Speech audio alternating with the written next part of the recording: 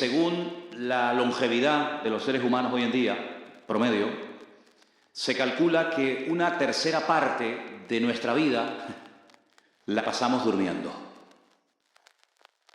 Es decir, entre 20 y 25 años de nuestra vida estamos durmiendo. ¿Qué te parece? Entre 20 y 25 años, la mayoría de nosotros vamos a estar durmiendo. Y me llamó tanto la atención decir, madre mía, 25, 23, 24, 22 años de nuestra vida durmiendo, no haciendo, entre comillas, nada, me impactó muchísimo. Y eso me motivó a ver en la Biblia los sueños, pero no los sueños de soñar, sino personas que se echaban a dormir y mientras durmieron, cosas sucedieron a su alrededor.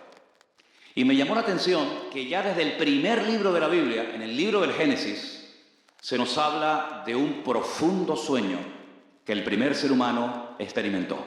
Leamos en Génesis 2:21, por favor. Un versículo muy interesante donde aparece una palabra muy importante en la Biblia, que es la palabra hebrea tardemá. La palabra tardemá no es dormir de una forma ligera, que cualquier cosa te despierta, sino tiene que ver con un sueño muy profundo, donde no te enteras de lo que está ocurriendo a tu alrededor. Esta palabra tardemá, que habla acerca de un sueño profundo, no solamente se refiere al aspecto físico, sino que también, como vamos a ver después en el libro de Isaías, hay personas que espiritualmente hablando están totalmente dormidos. Aunque los veas con los ojos abiertos, comen, hablan, viajan, etc., espiritualmente hablando tienen el alma adormecida y por eso no se enteran de muchas cosas que pasan en su vida.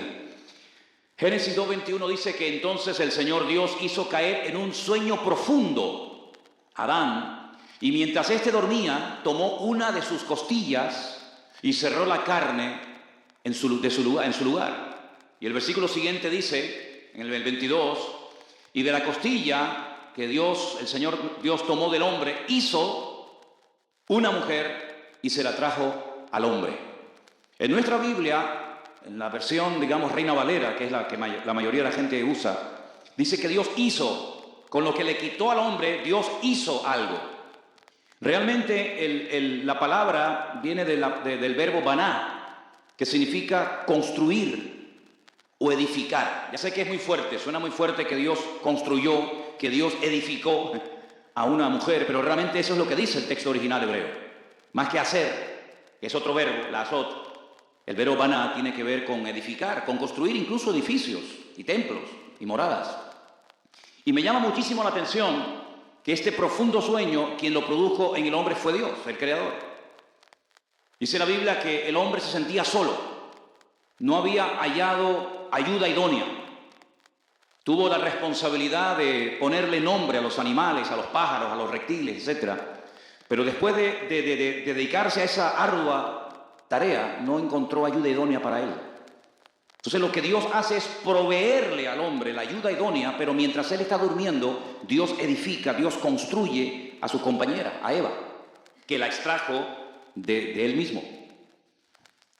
Y mucho tiempo después, siglos más tarde, el Hijo de Dios, nuestro Señor Jesucristo, cuando habla acerca de que Él va a tener también una esposa, también se le llama a veces la novia, me refiero a la iglesia, Él no habla de crear, sino habla también de edificar, habla de construir. Hay una gran diferencia entre crear y entre edificar o construir. La obra creadora de Dios fue instantánea, no era algo que era un producto de un largo proceso. Dijo Dios, sea la luz y fuera luz. Es decir, la obra creadora de Dios fue instantánea. Sin embargo, edificar no es algo instantáneo, lleva tiempo. Hay que darle forma, hay que invertir tiempo, dinero, energía, etc. Y por eso cuando Él habla de la amada, cuando Él habla de la novia o de la esposa, que es la iglesia, Él no habla de crear, que es algo así, instantáneo, sino habla de un proceso largo y arduo que consiste en edificar, en construir algo que lleva tiempo. Y estamos hablando de nosotros, del cuerpo de Cristo, de la iglesia. Me llama muchísimo la atención que mientras Dios estaba trabajando, mientras Dios estaba haciendo algo muy importante para la vida del hombre, este estaba dormido. Dios le enseña a este hombre cosas muy interesantes, pero creo que una de las más importantes que podemos ver en este pasaje, en este acto de construir, de edificar la compañía idónea para el hombre no toma parte activa, el hombre no propone, el hombre no sugiere, el hombre no se queja, sino que él entra en un profundo sueño, repito, producido por Dios, para que no moleste a Dios en lo que está haciendo. En otras palabras, el hombre tuvo que aprender a confiar de que lo que Dios estaba haciendo iba a satisfacer sus necesidades más íntimas y profundas y no iba a tener que objetar nada en contra de lo que Dios acababa de hacer o de construir. Igual manera tenemos que tener nosotros esa actitud, queridos hermanos. Aunque a veces parezca que Dios no está haciendo nada con la vida de tu hijo, con tu esposa, con tu marido, en tu vida personal, íntima, no significa de que Dios esté de brazos cruzados sin hacer nada. Dios no para de hacer cosas, por decirlo de alguna manera. Todas las oraciones que cada día suben a su presencia, son millones y millones de oraciones que suben cada día ante su trono. Dios toma muy buena nota de ellas, pero a veces responde de una forma inmediata y otras veces se toma, digamos, un tiempo en responder, en suplir, en proveer cada una de nuestras necesidades. Pero no significa de que Dios no esté haciendo nada. Dios está haciendo todo lo necesario y preparando todo lo necesario para que tu vida y la mía sea una vida plena, una vida bendecida y una vida de completa satisfacción. Él cuando vino personalmente, cuando vino a este mundo, Él dijo, yo he venido para darte a ti específicamente, hijo, hija mía, vida. Pero no un tipo de vida mediocre, no un tipo de vida rutinaria y monótona, sin sentido, sin propósito, sino una vida en abundancia, una calidad de vida de tal manera que aunque tal vez no tengas la mejor casa y no tengas la mejor ropa y no tengas esto y no tengas aquello, interiormente tú puedes tener la satisfacción de que mi Dios está tratándome mejor de lo que yo merezco y me está dando todo aquello que mi vida necesita para poder vivir tranquilo y con la paz y la bendición del Señor. Amén, hermanos. Ese sueño profundo que Dios permitió que Adán experimentara, en cierto sentido, Él lo traslada al mundo espiritual. Cuando a través de la pluma del profeta Isaías dice que su pueblo, en ese momento era el pueblo de Israel, por su desobediencia, por su rebeldía, por su rechazo a la palabra, por no querer someterse a la voluntad de Dios, experimentaría por un tiempo, no siempre, pero por un tiempo, su pueblo experimentaría ese sueño profundo, ese sopor espiritual, esa especie de estar como anestesiado y no enterarte de lo que está sucediendo a tu alrededor. Y en Isaías capítulo 29, el versículo 10, habla muy claramente acerca de cómo una persona no solamente puede dormir como un tronco, como se suele decir habitualmente, sino que hay personas que no son conscientes, pero espiritualmente hablando, están dormidos. Porque el Señor derramó sobre vosotros espíritu de sueño. Y ahí aparece otra vez la palabra de Génesis, tardemá, sueño profundo. Y ahí dice espíritu de sueño. Cerró los ojos de vuestros profetas y puso velo sobre las cabezas de vuestros videntes. Así se llamaba también a los profetas en aquel tiempo. Porque el Señor derramó sobre vosotros ese espíritu de sueño. Seguimos. Y os será toda visión como palabras de libro sellado, el cual si dijeren al que sabe leer y le dijeren, lee esto ahora, él dirá, no puedo, porque está sellado. Y si le dieren el libro al que no sabe leer, diciéndole, lee ahora esto, él dirá, no sé leer. Dice pues el Señor, porque este pueblo se acerca a mí con su boca y con sus labios me honra, pero su corazón está lejos de mí, y su temor de mí no es más que un mandamiento de hombres que les ha sido enseñado. Por tanto, he aquí que nuevamente excitaré yo a la admiración de este pueblo con un prodigio grande y espantoso, porque perecerá la sabiduría de sus sabios y se desvanecerá la inteligencia de sus entendidos.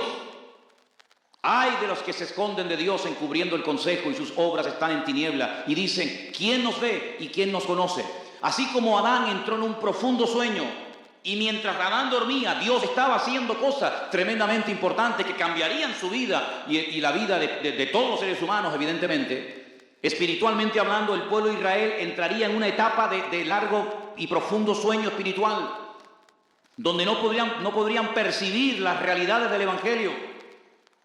El apóstol Pablo va mucho más allá y dice que lo que les pasó fue algo muy parecido a lo que les pasó al pueblo de Israel cuando vieron que Moisés bajaba del monte Sinaí con un brillo con un resplandor en su rostro tremendo que impactaba y molestaba a los que le veían. Y dice que él tuvo que llevar durante 40 años, por si no se habían dado cuenta, un velo sobre su rostro, para no molestar con su brillo, con la gloria de Dios a los demás. Y el apóstol Pablo, utilizando ese símil, dice que ese velo les quedó en el corazón. Y por eso leen y no entienden y no comprenden, como dice el profeta Isaías, que llegaría un momento en el que leerían y no entenderían. Y estarían como ciegos, estarían como dormidos espiritualmente hablando por un tiempo, mientras Dios está haciendo cosas muy interesantes en otras naciones y en otros pueblos, hasta que nuevamente, dice la Biblia, que cuando el velo les sea quitado es cuando ellos van a reconocer que el verdadero Mesías era al que crucificaron. Y cuando se conviertan a Cristo, el velo, dice, les será quitado y podrán entender y podrán ver lo que hoy en día leyendo lo leen, pero no lo entienden.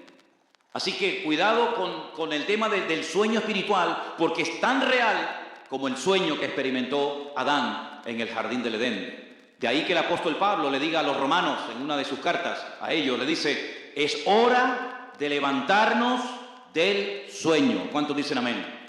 No estés dormido, por favor, espiritualmente hablando. Espabilate, despierta. Abre tus ojos a la realidad de lo que estás leyendo para que puedas interpretar, para que puedas entender, para que puedas leer lo que está ocurriendo a tu alrededor. Y no entres en esa dinámica del mundo de quejarnos, de lamentarnos, de echarle la culpa a esto o a aquello, a este o al otro, sino que puedas entender qué es lo que el Señor está haciendo. Dice la Biblia que el hombre espiritual puede discernir y entender las cosas del Espíritu, pero el hombre carnal ni las ve, ni las entiende, ni las puede interpretar, porque para él incluso son locura. Gracias a Dios que Dios un día abrió nuestros ojos y pudimos despertarnos a la realidad de que esta vida no solamente es lo que tenemos, sino también lo que podemos llegar a ser con la ayuda y con la bendición del Señor. Amén, hermanos. En el mismo libro del Génesis hay un hombre que a mí me llama mucho la atención su vida, porque es un hombre que lo encontramos desde que nace, desde antes de su nacimiento ya la Biblia está hablando de él y nos habla incluso de cómo murió, dónde lo enterraron, etcétera, etcétera.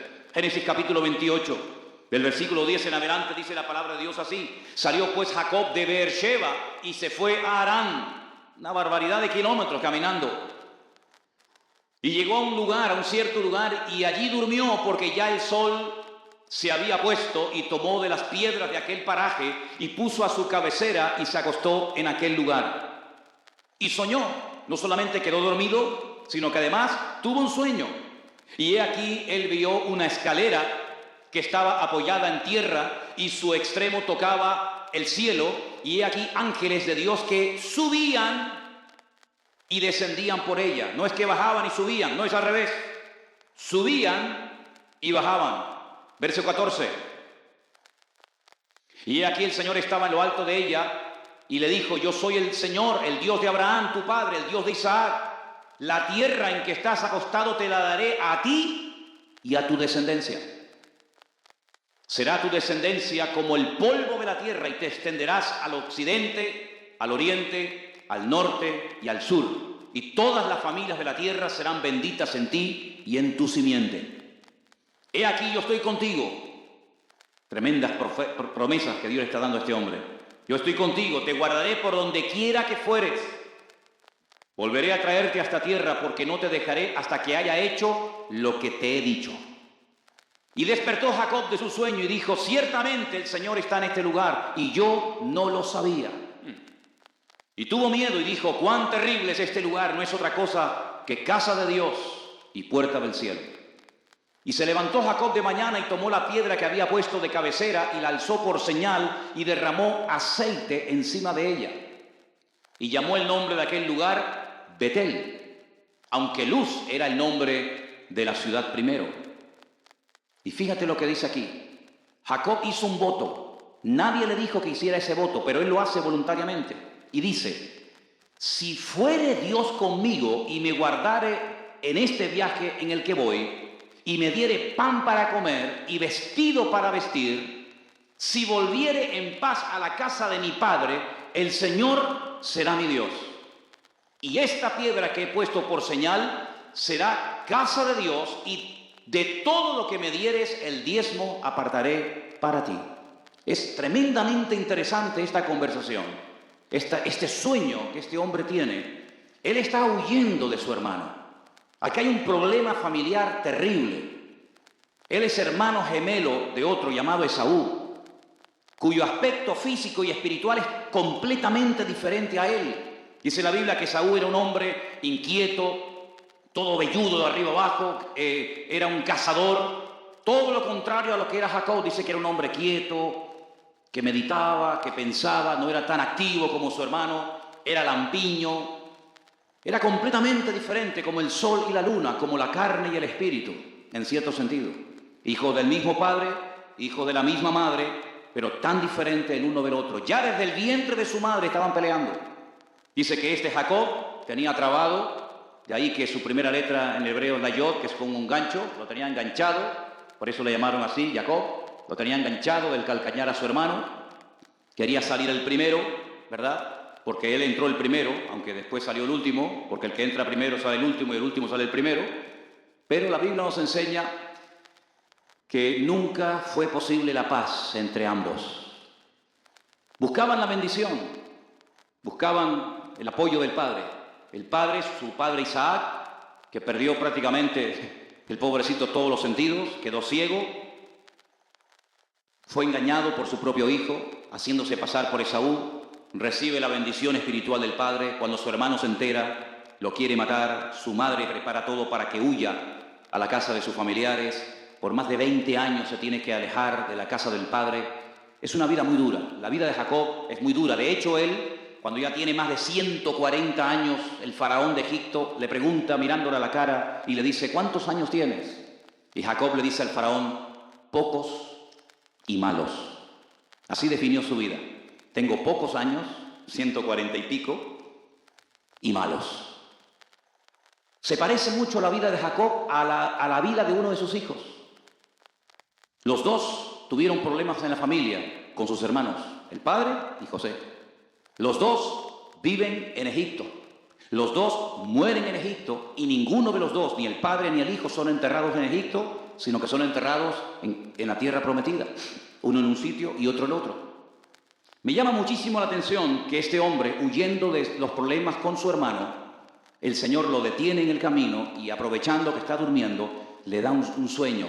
Y en ese sueño el Señor se revela su vida y le muestra una escalera a través de la cual suben y bajan ángeles. Y en aquel lugar él se da cuenta de que él tiene que vivir muy cerca de Dios, porque Dios quiere vivir muy cerca de él.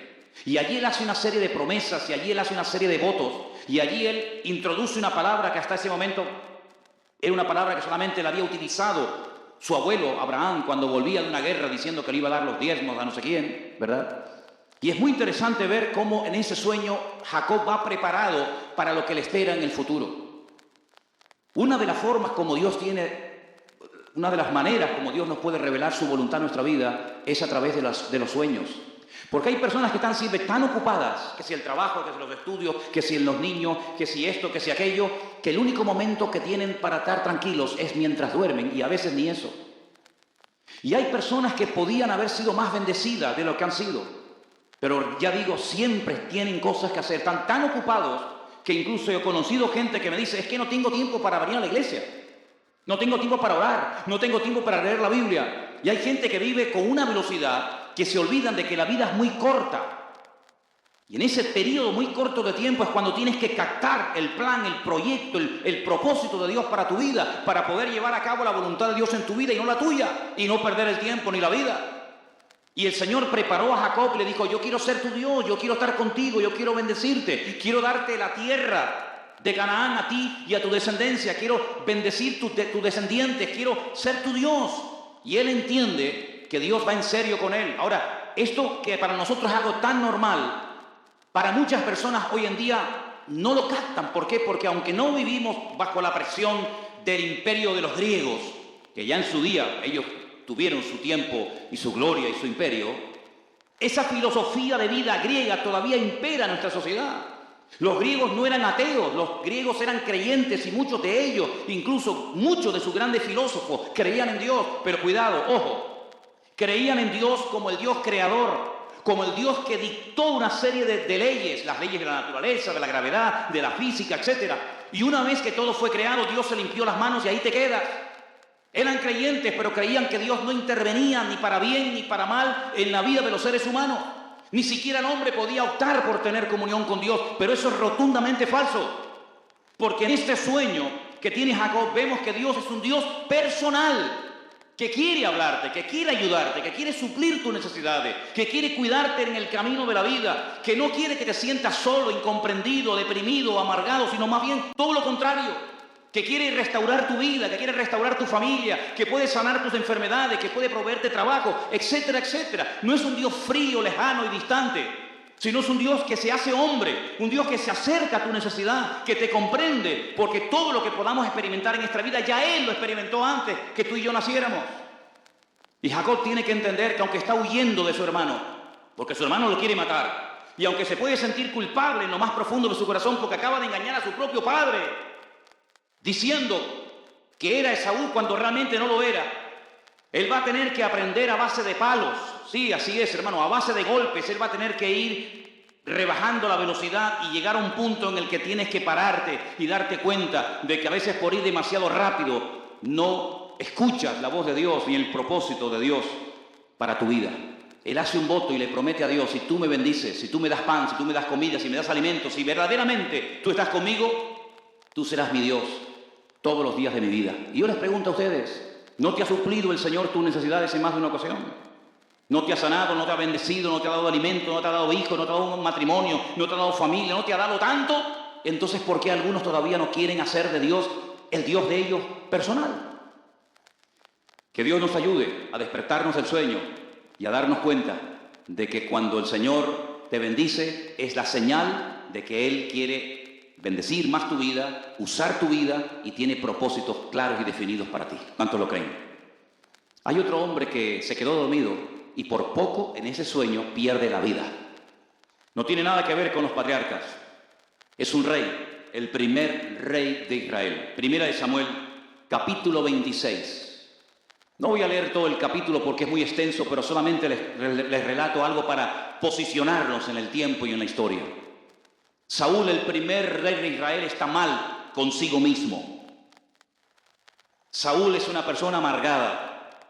Cuidado, porque la amargura es una enfermedad terrible que termina secándote los huesos, el alma y robándote el gozo del Señor en tu vida. Saúl era un amargado, pero porque él optó por el camino de la desobediencia, porque él eligió vivir a su manera, y las consecuencias, amigos, de nuestras acciones tarde o temprano las experimentamos. La Biblia nos enseña que se obsesionó con una persona, con David. Quería matarlo, quería eliminarlo, quería borrarlo de la faz de la tierra. Gastó tiempo, dinero, energía, movilizó tropas, hizo todo lo que pudo por matar y destruir a David. Gracias a Dios, el Señor siempre protegió a David y no permitió que éste lo matara. Pero lo pasó mal durante años, huyendo de cueva en cueva, de montaña en montaña, escondiéndose de Saúl. Y dice la Biblia que un día Saúl estaba en un valle durmiendo con sus soldados, descansando para, en cuanto se levantara, ir a buscar y matar a David. Era la costumbre que el rey durmiera en el centro del campamento y alrededor del rey acamparan todos los soldados, como una especie de círculos concéntricos, para que me entendáis. Si alguien entraba al campamento y rompía el primer ciclo de protección, se encontraba con el segundo y con el tercer anillo, y así era muy difícil llegar a la vida del rey. Pero algo pasó ese día que todo el mundo quedó dormido, incluso la guardia personal del rey Saúl. David desde la montaña observa al rey durmiendo en el centro del campamento. Sigilosamente, imagínense la escena, baja de las montañas y se adentra dentro del campamento, una auténtica locura. Cualquiera que lo vea se le va a levantar contra él y matarlo. Pero algo pasó ese día que todo el mundo estaba profundamente dormido.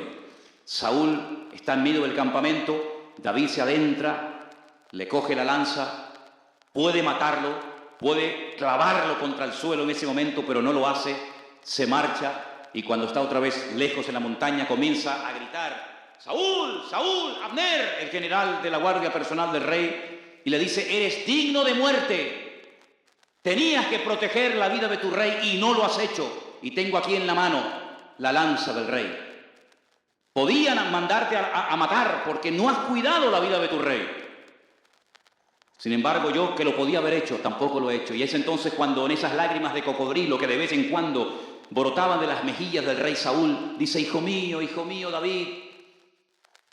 Cuidado, porque el que lloraba hoy, mañana se levantaba otra vez en pie de guerra para buscarte.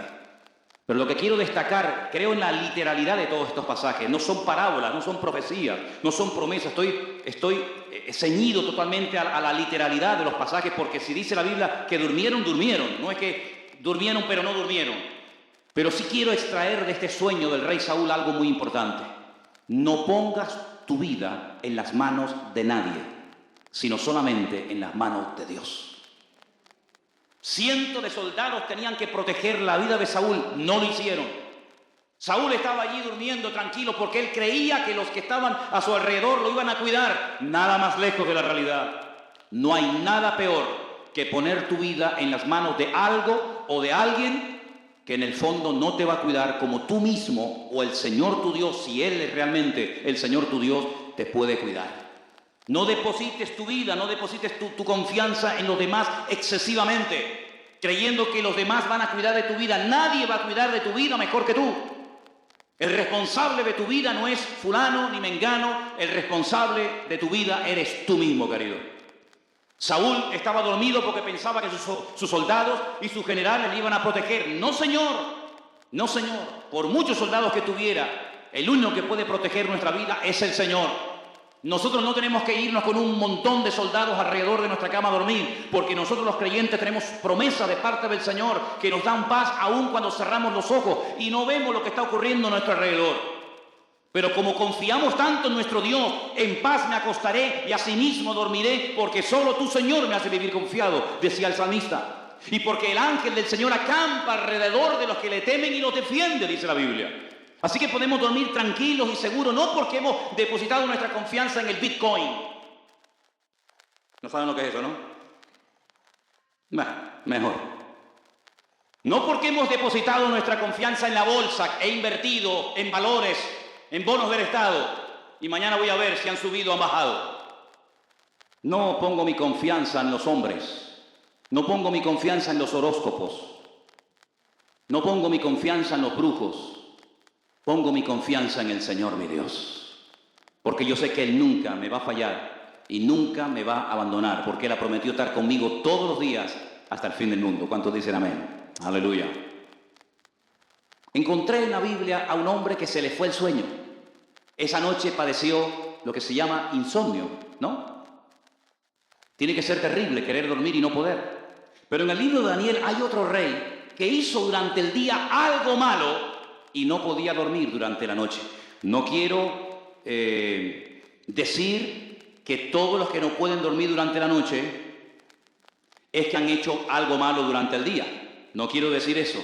Pero muchas veces, durante la noche, en algunos casos, tal vez no se puede dormir tranquilamente porque durante el día has hecho, has tocado, has visto, has deseado, has anhelado cosas que durante la noche te pasan facturas. Cuando estamos despiertos durante el día, nuestro consciente está despierto, en pleno funcionamiento. Durante la noche, nuestro subconsciente se levanta y te pasa factura de todas las imágenes, de todas las conversaciones, de toda la música, de todos los lugares, de todas las llamadas, de todos los WhatsApp, de todas las cosas que has visto, deseado y querido, y te pasan factura.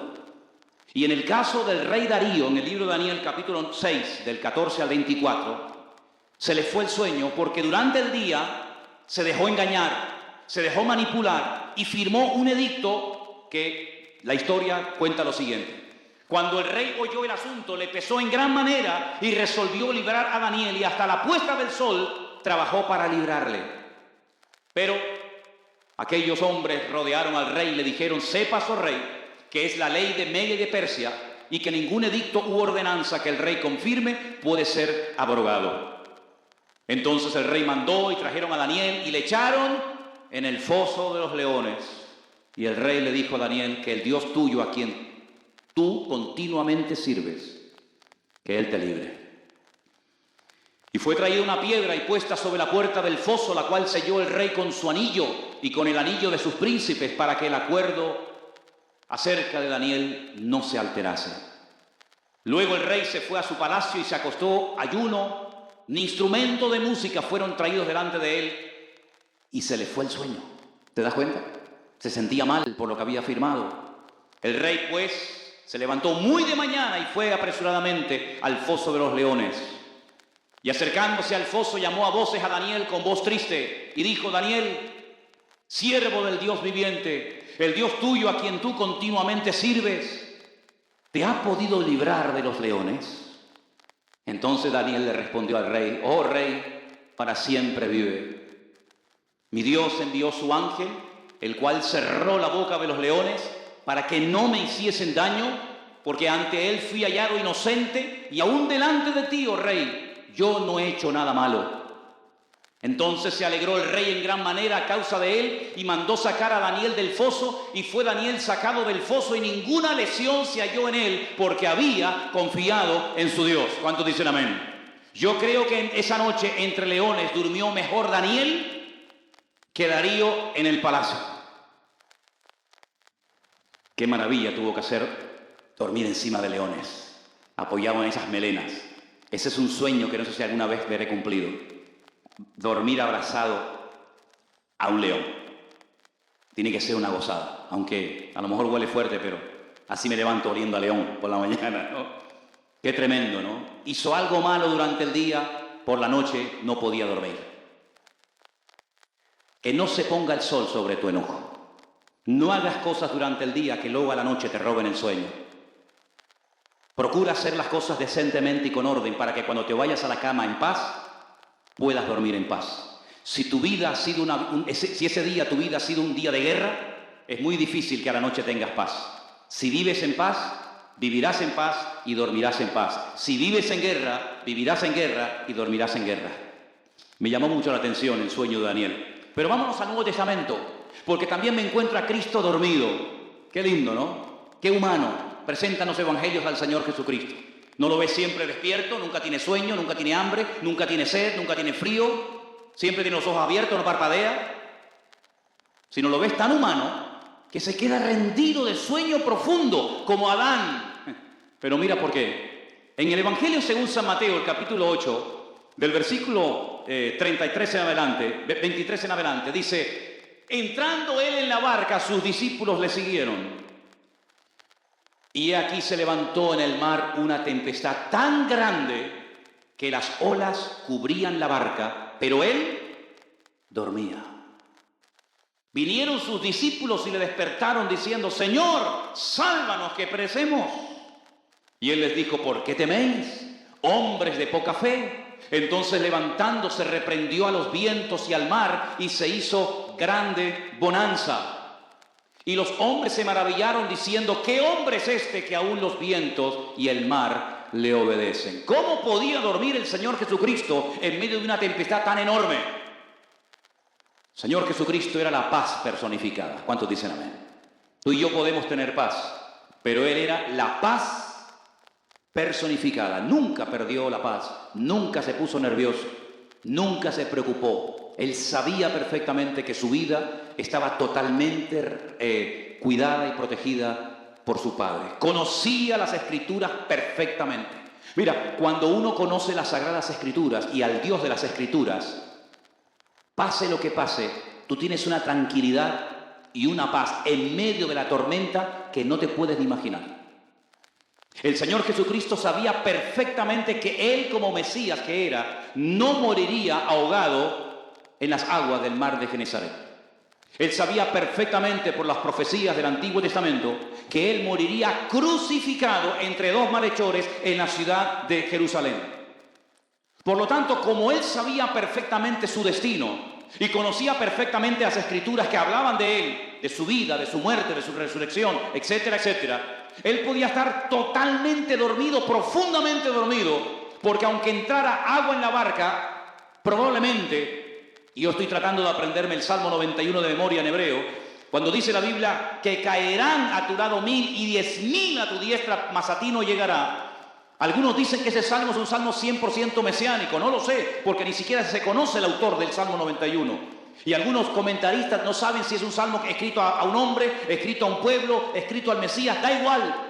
Lo que está bien claro es que cuando el Señor permita, porque a veces lo permite, y no tiene por qué pedirme permiso ni perdón, que pasemos por algún tipo de tribulación o angustia o tormenta, Podemos tener paz en la tormenta, porque el Señor Jesucristo durmió en medio de la tormenta, porque Él conocía las Escrituras y sabía que las Escrituras lo iban a proteger hasta el momento cumbre de su vida, cuando moriría en el monte Moriah. ¿Cuántos dicen amén? Así que el conocimiento de las Escrituras y el conocimiento experimental del Dios de las Escrituras produce paz en nuestro corazón. Y podemos estar tranquilos, dormidos, en medio de una tormenta. Pero los discípulos también se quedaron dormidos, pero no precisamente por paz.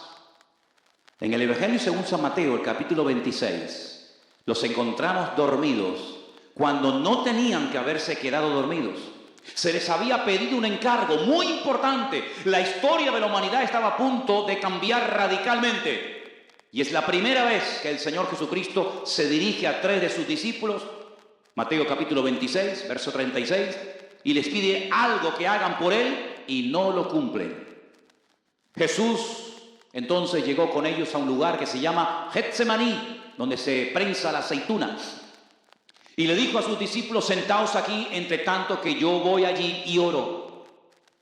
Y tomando a Pedro y a los 2 hijos de Zebedeo, Jacobo y Juan, comenzó a entristecerse y angustiarse en gran manera. Entonces Jesús les dijo: mi alma está muy triste hasta la muerte. Quedaos aquí y velad conmigo. El Señor pidiendo apoyo. No me dejen solo esta noche. Velen, oren conmigo.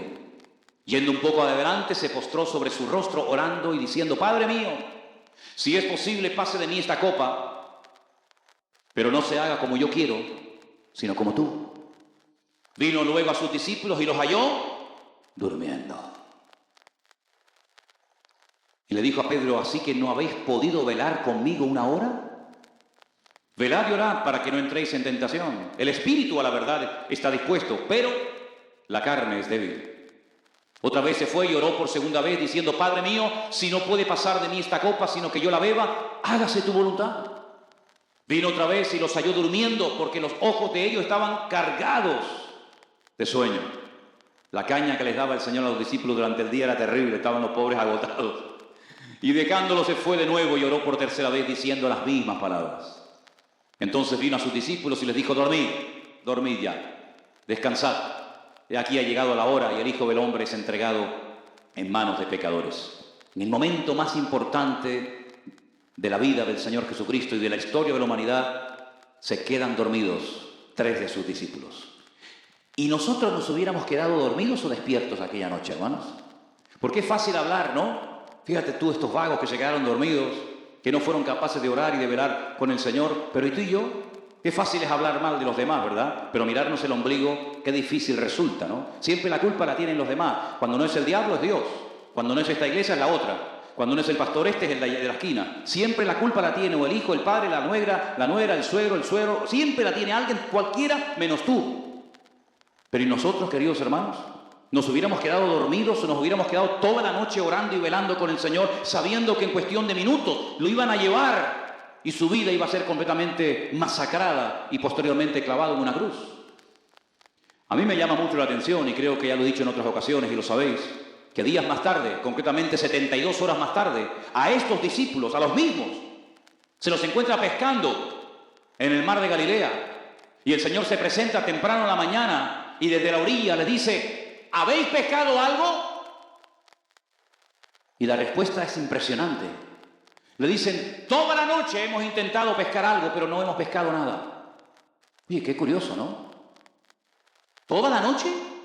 ¿Habéis estado remando por aquí, remando por allá? Echa la red a un lado, echa la red a otro lado. ¿Toda la noche sin dormir? ¿Al final para nada?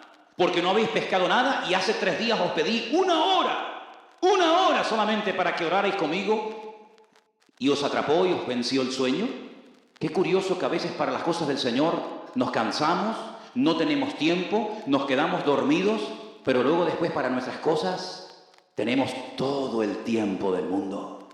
No nos cansa ver una película de 4 horas, hay algunas que duran más, también sé que hay otras que duran menos. No nos cansan los deportes, el gimnasio, todo lo que podemos hacer en la vida. En esta vida hay entretenimientos y juguetes para todos los gustos. Pero luego para las cosas del Señor nos cansamos, nos fatigamos, no tenemos tiempo, no puedo, me duele aquí, me duele allá, se nos viene la artrosis, La viruela, la toferina, la pulmonía, todo nos viene de golpe, pero cuando son para nuestras cosas no hay ningún problema. Eso le pasó a los discípulos. Se quedaron dormidos, pero no de paz, sino de cansancio. Se quedaron dormidos porque no fueron capaces de orar con el Señor 1 hora. Y el Señor se lo reprocha y se lo echa en cara. ¿No habéis sido capaces de dormir conmigo 1 hora? Oye, si estás sentado y te entra sueño, ponte de pie. Si te quedas dormido de pie, ponte a caminar. Si no, vete al baño y mójate la cara. Tómate 2 cafés o una cafetera entera. Pero no permitas nunca que el cansancio físico sea un impedimento para tu función espiritual en el cuerpo de Cristo. ¿Cuántos dicen amén? Porque mañana, cuando te levantes por la mañana, lunes, y tengas sueño y estés cansado, vas a tener que ir a trabajar, te guste o no te guste. O mañana cuando vayas a trabajar, vas a ir saltando y brincando y cantando coros por la calle. Seguramente vas a ir, a lo mejor no con muchas ganas, pero vas a tener que ir. Pues para el Señor tenemos que tener la misma predisposición y la misma diligencia que tenemos para nuestros asuntos. ¿Cuántos dicen amén? Y quiero terminar con un sueño de un chico que se quedó dormido en el culto. A veces se ha quedado algún hermano o alguna hermana traspuesto en el culto, ¿sabes? Yo siempre le digo a los que se quedan dormidos en el culto, no se preocupe, no pasa nada, no se preocupe. Solamente le pido el favor que no ronque. Pero que no ronque para que no despierte al otro que también está durmiendo, más que nada. En el libro de los Hechos se relatan 2 personas que dormían. Uno era Pedro en la cárcel, que ustedes saben que estaba durmiendo profundamente porque en ese momento estaba totalmente en las manos del Señor. Rodeado de soldados, pero con la paz del Señor, Dios lo despierta, lo saca de la cárcel. Pero el sueño de Eutico, como así se llamaba este joven, está en Hechos capítulo 20, del versículo 7 en adelante. Presten atención, por si acaso algún día pasa aquí, sobre todo los que están arriba en el balcón. El primer día de la semana, hoy es el primer día de la semana, ¿sí o no? El domingo es el primer día de la semana. Si el sábado es el 7º y la semana tiene 7 días, pues el domingo es el primer día de la semana. Estaban reunidos los discípulos para partir el pan. Pablo les enseñaba habiendo de salir al día siguiente y alargó el discurso hasta la medianoche. No se preocupen, no soy Pablo. Y además mañana no salgo de viaje. La que sale es mi suegra y Elena y Sonia. El jueves, ¿no? Podemos estar entonces de culto hasta el jueves. Y había muchas lámparas en el aposento alto donde estaban reunidos. ¿Sería el mismo aposento alto? De Hechos capítulo 2. Bueno, un joven llamado Eutico que estaba sentado en la ventana, ¿a quién se le ocurre? Rendido de un sueño profundo, otro sueño profundo más, como el de Adán en el jardín del Edén. Rendido de un sueño profundo, por cuanto Pablo disertaba largamente, vencido del sueño, cayó del 3er piso abajo y fue levantado muerto. Entonces descendió Pablo, se echó sobre él y abrazándole dijo: no os alarméis, pues está vivo. Después de haber subido y partido el pan y comido, habló largamente hasta el alba y así salió. Y llevaron al joven vivo y fueron grandemente consolados. Alguien se puede quedar dormido en la iglesia y se puede caer al suelo y matarse, pero la última parte no estoy seguro de poder hacerla, de orar sobre él y despertarlo, así que ándese con ojo. La cuestión está en que este se quedó dormido en la iglesia. Y he guardado este último ejemplo para el final, no por ser el menos importante, sino porque este se quedó dormido en el culto. Escuchando la palabra de Dios se quedó dormido. Y saben que a veces como pastor, a veces he tenido la sensación, mientras predico, de llegar a pasar por mi pensamiento, por mi mente, que pueda haber gente dentro del culto y de la iglesia escuchando la palabra y estar dormidos espiritualmente hablando. A este le pasó. No valoró el hecho de que estaba Pablo ese día predicando la palabra. Nunca más lo volvería a escuchar. Pablo al día siguiente salió de viaje y probablemente nunca más volvió a ese lugar. Pero se quedó dormido dentro del culto, dentro de lo que llamaríamos hoy la iglesia. Y se quedó dormido, se cayó y al caerse Se mató. Fíjense el proceso. Se quedó dormido.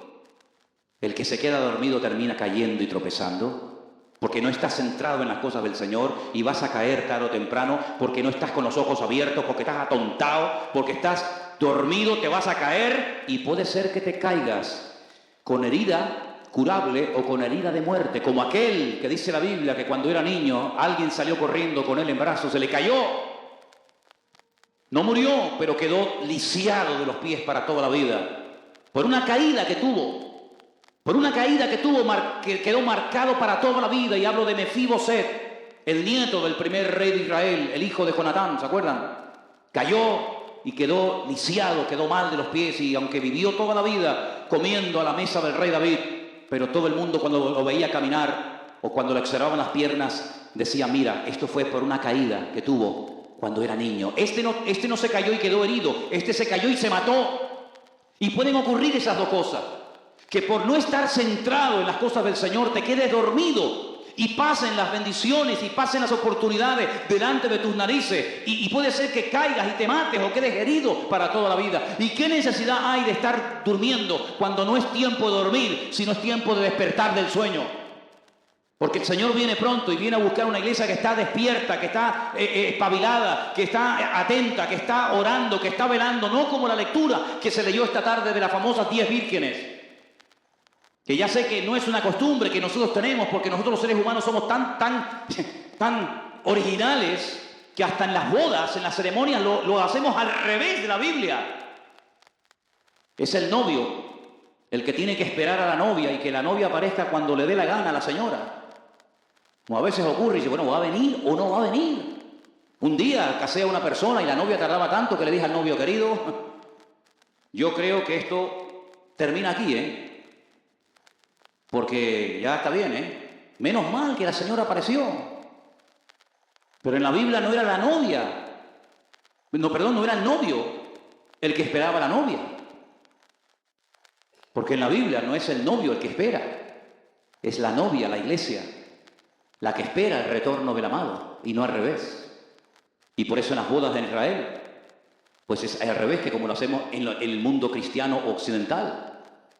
Pero dice la Biblia que se quedaron dormidas, 5 de ellas, la proporción es muy alta, 50% del grupo dormido, 50% del grupo despierto esperando al novio. Y porque se quedaron sin aceite, no tuvieron visión de futuro. Creían que era algo inmediato y no se prepararon para esperar un tiempo. Y nosotros tenemos que estar velando y orando porque hemos esperado, nos hemos mantenido, gracias al Señor, hasta el día de hoy. Pero hay que prepararse más y hay que orar más y hay que renovarnos más porque todavía el Señor, el novio, no ha venido. Pero no nos quedemos dormidos ahora que somos cristianos. Porque antes, cuando no conocíamos al Señor, estábamos dormidos, estábamos muertos realmente, más que dormidos, muertos en nuestros delitos y pecados. Pero ahora que somos cristianos, ahora que hemos nacido de nuevo, ahora que hemos entendido el mensaje del Evangelio, no nos volvamos a quedar dormidos conociendo la verdad.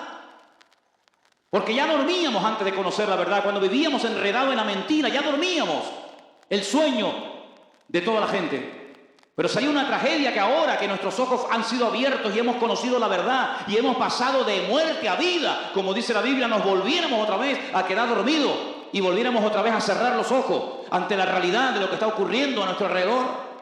Por eso, hermanos, despiértate, tú que duermes y te alumbrará Cristo, dice la palabra del Señor. ¿Cuántos dicen amén? Pónganse de pie conmigo en esta noche. A lo largo de todos y cada uno de estos 8 sueños hemos visto cómo personas tuvieron diferentes experiencias y diferentes aplicaciones. Pero cierra tus ojos en este momento, pero abre tu corazón y dile al Señor, Señor, yo no me quiero quedar dormido. Yo no quiero perder mi vida ni mi tiempo en vanidades, en cosas que al fin y al cabo no van a traer nada, no van a aportarme nada positivo a mi vida. Yo quiero abrir mis ojos, Señor, para que pueda ver la grandeza de tu palabra. Y quiero abrir mis ojos, Señor, para poderte ver a ti.